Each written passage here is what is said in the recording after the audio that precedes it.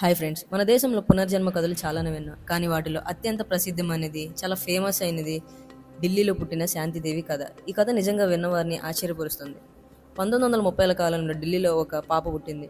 ఆమె పేరు శాంతిదేవి. సాధారణ పిల్లల్లాగా కాకుండా చిన్న వయసులోనే ఆమె మాటలు చాలా వింతగా ఉండేవి.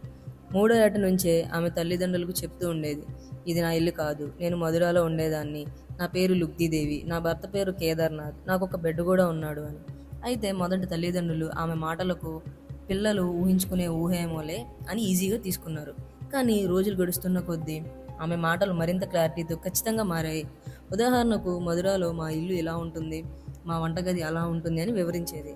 అంతేకాకుండా తనకున్న భర్త పేరు, తన మరణం జరిగిన సమయం, తను ప్రసవం తర్వాత మరణించానని కూడా చెప్పింది. ఇంత స్పష్టంగా ఒక చిన్నారి చెప్తుండడం చూసి ఆమె కుటుంబ సభ్యులు షాక్ అయ్యారు. ఈ విషయం క్రమంగా వెలుపలకి వెళ్ళింది. స్కూల్ టీచర్స్, స్థానికులు కూడా ఈ విషయం విని ఆశ్చర్యపోయారు. చివరికి ఈ వార్త న్యూస్లో కూడా వచ్చింది. ఆమె పదే పదే నన్ను మధురాకు తీసుకెళ్ళండి, నా భర్తను, నా బిడ్డను చూపిస్తాను అని కోరేది. చాలా చర్చల తర్వాత ఒక బృందం ఆమెను మధురాకు తీసుకెళ్ళింది. అక్కడికి వెళ్ళగానే ఆశ్చర్యం కలిగించే సంఘటనలు జరిగాయి. మధురాలో కొందరిని చూసి వెంటనే గుర్తించింది. ఒకరిని చూసి, ఇతనే నా భర్త కేదార్నాథ్ అని చెప్పింది. అందులో అందరూ ఆశ్చర్యపోయారు, ఎందుకంటే నిజంగానే ఆ వ్యక్తి పేరు కేదార్నాథ్. అతను భార్య లుగ్దీదేవి కొన్ని సంవత్సరాల క్రితమే చనిపోయింది. అయితే ప్రసవం అయ్యే సమయంలోనే ఆమె కూడా చనిపోయిందంట. అతనికి ఒక చిన్న కుమారుడు కూడా ఉన్నాడు. శాంతిదేవి చూసిన వెంటనే ఆ బిడ్డను కూడా తను నా బిడ్డనే అని గుర్తించింది. ఇది ఇక్కడితో ఆగలేదు. శాంతిదేవి ఆ ఇంట్లోకి వెళ్ళి గదులు చూపించింది. ఇక్కడ వంట చేస్తాను, ఇక్కడ నేను ఈ వస్తువు దాచాను అని చెప్పింది. ఆమె చెప్పిన వాటిలో చాలా నిజమని అక్కడి వారు కూడా అంగీకరించారు.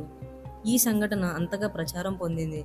అప్పటి మహాత్మా గాంధీ దృష్టికి కూడా చేరింది. గాంధీజీ ఒక ప్రత్యేకమైన కమిటీని ఏర్పాటు చేశారు. ఆ కమిటీ సభ్యులు శాంతిదేవిని మధురాలో పరీక్షించి ఆమె చెప్పిన మాటలు, గుర్తించిన విషయాలు పరిశీలించారు. చివరికి వారు తెలిసినది ఏమిటంటే, ఆమె చెప్పిన విషయాలు ఎక్కువ భాగం నిజమేనని. తరువాత ఈ కేసు ప్రపంచవ్యాప్తంగా పాపులర్ అయ్యింది. అనేక దేశాలు, పత్రికలు, పరిశోధకులు దీన్ని రాశారు. కొందరు శాస్త్రవేత్తలు దీన్ని పునర్జన్మకు బలమైన ఆధారమని నమ్మారు. మరికొందరు మాత్రం ఇది జ్ఞాపక శక్తి మాయ లేదా చిన్నారికి బయటవారి ద్వారా సమాచారం చేరి ఉండవచ్చని అనుమానం వ్యక్తం చేశారు.